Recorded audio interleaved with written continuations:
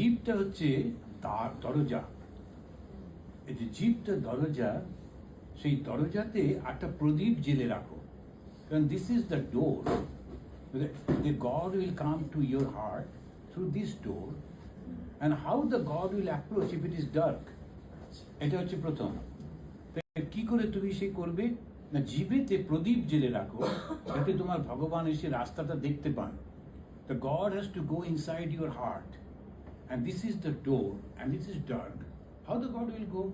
তো তুমি ভগবানের নাম করতে থাকো, সমস্ত ঘুরে ফিরে ভগবানের নাম, ওই শব্দটা আমি ভুলে যাচ্ছি, যে তুমি যদি করতে পারো তখন ওইটা জীবের উপরে ওটা জ্বলতে থাকবে।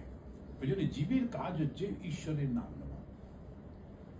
জীবটা ভগবানের কথা বলবে, ভগবানের নাম নেবে, এটাই ওর কাজ।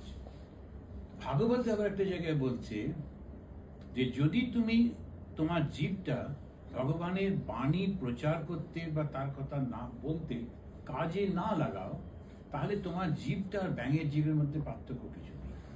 এরকম বিভৎস একটা শব্দ দিয়ে মানে সবসময় ভগবানের নাম করতে হয়। আর আমরা না ভীষণ ইন্ডিভিজুয়াল, সুতরাং আশেপাশে কি কি করছে চিন্তা করতে নেই, শুধু মনে মনে ভগবানের চিন্তা করে যেতে হয়। আর ভগবানের চিন্তা করতে করতে ইউ বিকাম দ্যাট, ভগবানের সঙ্গে চলে